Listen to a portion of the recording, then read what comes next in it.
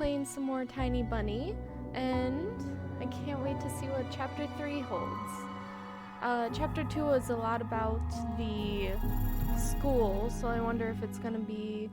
Oh yeah, the bully went missing last time. Well, let's see what happens.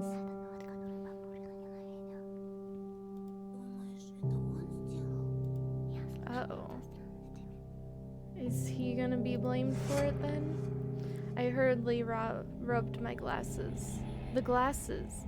Semyon was clutching them in his fist while I was getting beaten up. In just a couple of hours, this lost item was lying on the ledge of my window. It was hard to imagine that Sioma suddenly got guilty conscience and returned my glasses in such a strange way. I was shocked, but kept walking towards the classroom, accompanied by nasty whispers all around me. The photos still stood before my eyes. Semyon had gone missing. Semyon is gone. His fat fingers will never get to my throat. His signet ring won't smash into my chin. He'll never humiliate me again. Wasn't that what I wished for? On the other hand, did I really wish Semyon had to become a murky stain on the notice board? He was still someone's son, a grandson. He went through the same struggles as me. Did I really wish for my unseen companion to dispatch him in such a brutal fashion? I didn't know the answer, or I was just scared of it. Nonetheless, school still had something nice about it. Polina, the girl with a violin, was like a mountain spring, like well water you gulp down, pressing your lips against the zinc outer ring of a bucket, and can't ever get enough. What if I make her one of those characters in the story I draw? The protagonist will save her from terrifying monsters. As soon as I thought of monsters, a bunch of my classmates slid down the rails, smirking like xenomorphs from the Alien. I immediately felt larvae of fear writhe in my stomach. I didn't want to cross paths with Romka and Byasha after what happened yesterday, especially since Semyon suddenly went missing.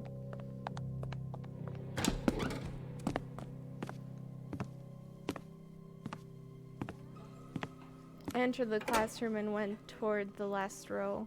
All of the chatter suddenly died down, so I walked there in complete silence. It felt like my classmates pushed and poked me with their stares. They carefully observed my every move. They looked at me with a mortifying mix of pity, ridicule, and derision. Yeah. Like a scientist looks at an ugly representative of a newfound species of worms. I stared at the desk with a huge pile of library textbooks on top, my fists clenched. It felt like I was the one who disappeared in the snowy forest and my desk was finally used for something worthwhile. Semyon's empty chair stood in front of me, the chair that once belonged to Vova was gathering dust somewhere in another classroom. After a moment of hesitation, I sat down at Baburin's desk, the place where I was supposed to be assigned by Lilia Pavlovna at first. The chatter resumed as if someone just unpaused a movie. Бабушка Бабурина такой кипиш устроила, когда он домой не явился. Сначала в школу прибежала, потом ментов вызвала. Да-да-да. Katya snuck a cunning glance at me, then leaned to her neighbor and whispered something.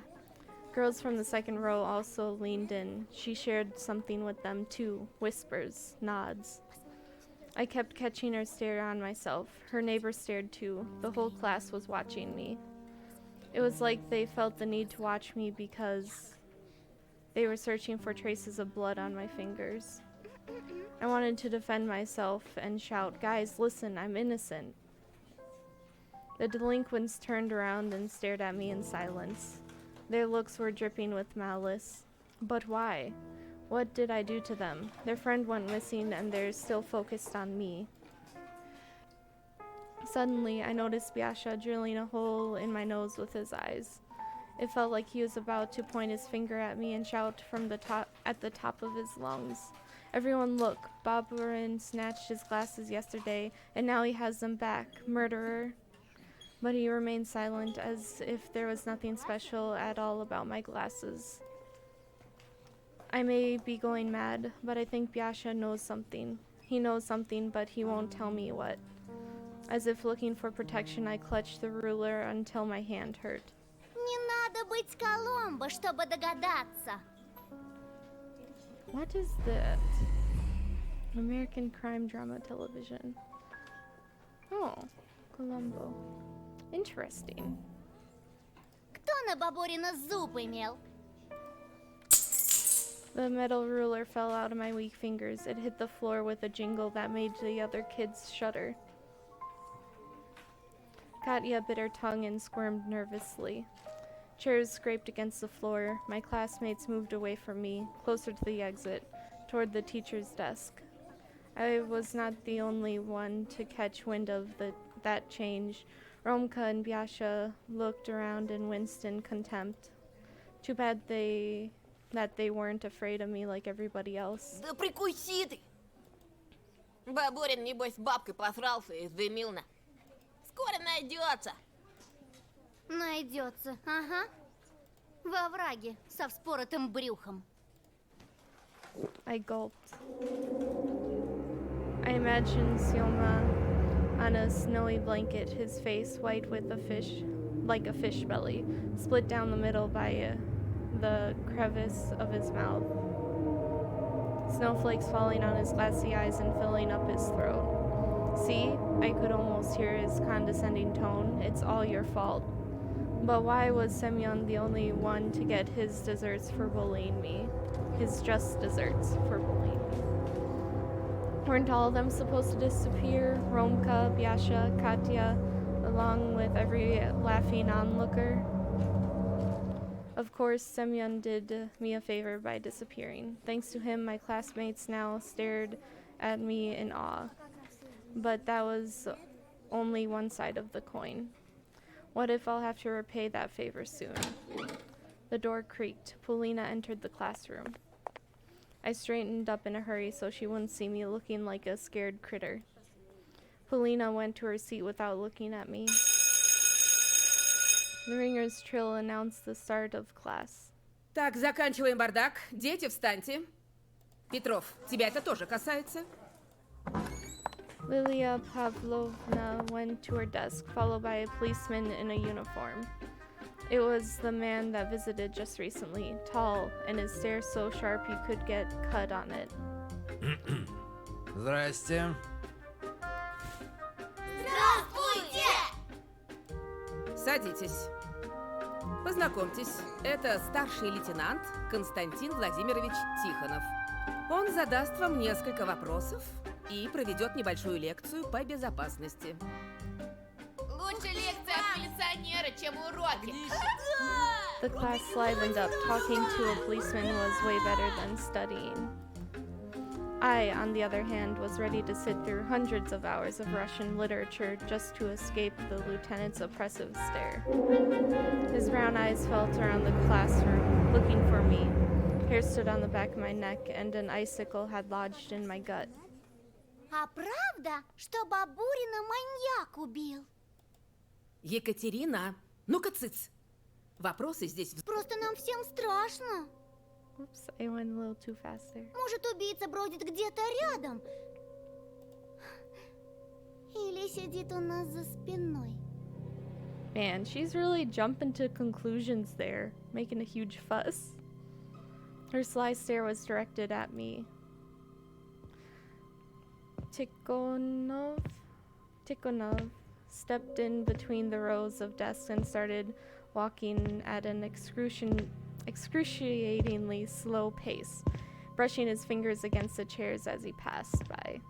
Some of the students almost broke their necks following his movements.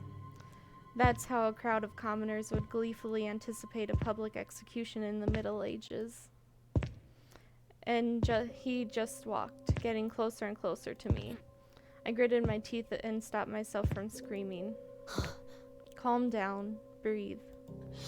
Or you didn't kill or kidnap anyone. He already knew the answer to his question, but the policeman still asked in a stern voice. Петров Антон? Да. Встань, Петров. My muscles turned to stone. I got up, unglued myself from my chair. I felt I could hear all my joints creak in the process. I only wish that Polina wouldn't turn around and see the grimace of horror on my face. If only I could be somewhere far away, in the forest, digging myself into a snow pile, rolling up into a ball there. The officer stared at me as if he was about to lock a pair of handcuffs on my wrist. I wonder how cold those bracelets are to the touch. I imagined myself getting jailed and put into juvenile detention center, where tens of Semyons would constantly harass me. Я ничего не знаю. Я тут ни при чем. А тебя никто и не обвиняет. Пока что. Only then I noticed a file that said case number in his hand. It had a gray cover made from rough carton. It flopped onto the desk like a guillotine blade that slid down on someone's neck. With a measured motion, Tikhonov opened the file, still studying me with his gaze. I caught a glimpse of documents and photos. They showed prints on the snow. They looked like animal prints. Ты с Семеном Бабуриным общался? Я знал его всего одну неделю. Все знают, Петров его ненавидел. I turned red. You ugly bitch. I wanted to sink my teeth into Katya's face and chew on her cheek. Well, that's a little drastic. Dang. Instead, I replied with the calmest voice I could muster. Мы повздорили не так давно. Он меня ударил. A voice came from the side. Хана тебе. Так, Пятифанов, а ну рот закрой. I staggered, barely able to keep my balance. Surprisingly, Lilia Pavlovna came to my rescue. Бабурин проблемный подросток. С шилом кое-где. The officer replied with a meaningful nod and fished out a notebook from the file. There we go. Это твое? I averted my gaze. It was a math notebook with my name on it. My classmates devoured me greedily with their eyes. It felt like even the writers of the portraits squinted at me in suspicion. Мое. В лесу нашли. Там же тракторист, что снег убирал в последний раз, видел Бабурина. I started blinking in bewilderment. Romka ransacked my school bag. This notebook probably just got lost somewhere in the bushes. The lieutenant knew about the school brawl, but was he aware of the fight in the forest clearing? I had witnessed what could testify to Semyon and I walking in different directions after that. I looked towards the boys, hopeful. Romka, who sat behind Tikhonov, put a finger to his lips. And then the officer quickly turned around and pretended to pick his nose. What? Oh, okay. There we go. And when the officer quickly turned around, he pretended to pick his nose. I deciphered his signal. Boys like Romka would probably say something like snitches get stitches in a situation like this. I frantically fixed my glasses. Wait, Semyon took them away yesterday, but now they're... Так что ты делал вчера в лесу, Антон? Я в школу через лес хожу. Могла выпасть легко. Easily, just like me producing this half-truth. Будь осторожнее. Before I could realize whether it was a genuine piece of advice or a veiled threat, the teacher said, Класс. А сейчас лейтенант расскажет о правилах, которые вам необходимо соблюдать. Так маньяк все-таки есть. Пока мы ничего вам сказать не можем. Но есть преступник или нет, вы должны четко помнить о собственной безопасности. Вас бережет милиция. Вас опекают родители и учителя. Но в первую очередь защищать себя должны вы сами. Итак, кто там что хотел узнать? A stockade of arms rose from the desks. А у вас оружие с The собой? kids shouted over each other, swarming the policemen with questions. Охрану у школы выставят. У нас будет охрана. In an attempt to calm down the chorus, he moved towards the blackboard. The gray file was left lying in front of me. I stared at it, my breathing so ragged that it might have looked like someone. I might have looked like someone who just ran 100-meter sprint. Can I look at it? Open the file! Open it! Beads of sweat rolled down my back. Ясно. I looked around the classroom. My classmates were catching officers' every word. Only Ramka was saying something to Biasha. Lilia Pavlovna was staring into the window, fighting back yawns. Объявлять комендантский Oh, час. open it! As soon as I touched the folder, Tikhonov lashed at me with his eyes. My hand instinctively moved away, as if the stare actually hurt. The officer just kept staring at me without saying a word, making me squirm under the weight of this uncomfortable silence and the sneering look of my classmates. And then he suddenly continued his speech as if nothing ever happened. Причин пока нет. Okay, I guess skip. Слишком мало времени he's прошло just с gonna момента keep исчезновения вашего... The officer finished his lecture and started searching around with his eyes. Finally, he noticed the folder he left on my desk, put it silently under his arm, and went towards the blackboard without looking back. И еще раз. Если вы заметите в поселке кого-то подозрительного, неважно, возле школы или на лесной тропинке, сразу сообщайте в милицию. Телефон-то знаете? Спасибо, ребята. Спасибо, Лилия Павловна. И это... Одноклассника вашего мы найдем. Yeah, right, a thought flashed through my mind. Dig through enough ditches and maybe you'll be able to piece him together. Wow, that's dark. Like Legos. Okay, less dark. My thoughts turned evil for some reason, and I couldn't control them. I tried to switch to the lieutenant's speech about suspicious individuals. What if I saw the killer before? What if I was a hair's breadth away from them? Suspicious people, How suspicious was the fox girl that wandered in the darkness? A weirdo that always appeared out of nowhere, then dissolves into thin air with her riddles and rhymes. Could she really harm the hulking Semyon? Should I tell the officer about her? What if lives of other kids depend on this? If the cute Xenia or Vova too? Wait, what if I get mocked for speaking out? What if they'll start whispering behind my back, or what's even worse, think that I'm insane? Romka gave me a stern look over his shoulder. I doubt someone like him would approve of cooperating with the police. Katya's braid dangled nervously behind the delinquent sitting in front of me. My hand was glued to the desk. До свидания, лейтенант. Tikhonov was saying goodbye to Lilia Pavlovna. He was about to leave. It'll be too late soon. Ooh. What to do? Tell him or stay silent?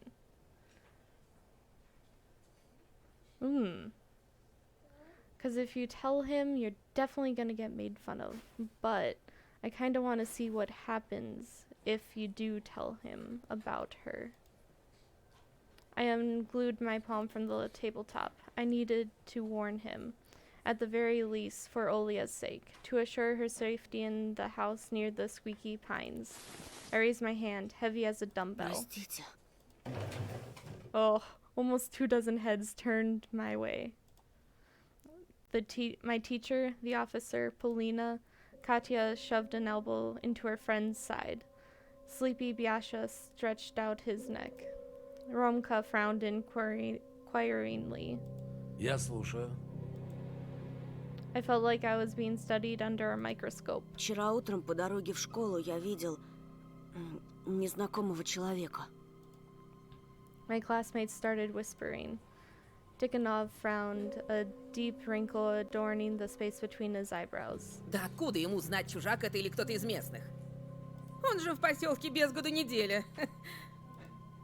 The other kids smirked. Katya flashed an evil smile. Спокойствие. Антон, а сможешь детальнее описать? Then it dawned on me. I can do more than describe them. What I can do... Я нарисовать могу. Я рисую немного. After spitting out this confession, I expected everybody to laugh, but that didn't happen. Even Katya stayed silent. Polina tilted her head and studied me with an intrigued look on her face. I was pleased by this wave of attention. It made me feel bolder, so I asked. Нарисовать? Tikhonov slowly nodded. Лиль Павловна, мы тут проведем следственный эксперимент, а? Пожалуйста, пожалуйста. I took out a pen, flattened out a sheet of paper. My classmates stared at me in anticipation. Polina smiled, and it was the best reward I could get for my boldness. Ну что, Ван Гог, рисуй. Oh boy.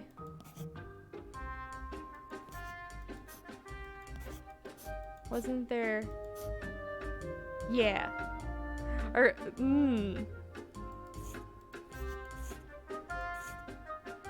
He's gonna get laughed at if you draw a fox, though.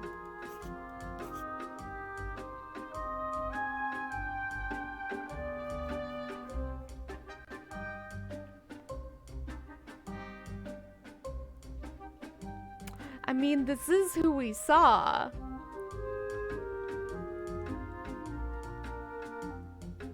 Oh no.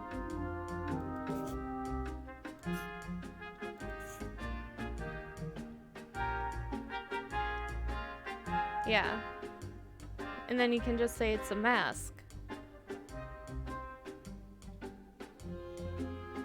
Oh no. What have I done? This is gonna be bad. Вот, пожалуйста. Van Gogh. I handed my drawing to the officer. Это что, лиса? Смешно, юморист. Прикажешь ее по лесу с собаками ловить? It felt like the windows started shaking from everybody's laughter.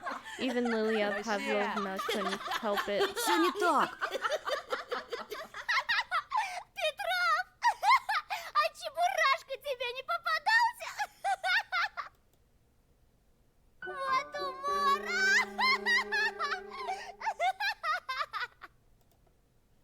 I was burning at the stake of shame. Все ясно. Что тут еще скажешь?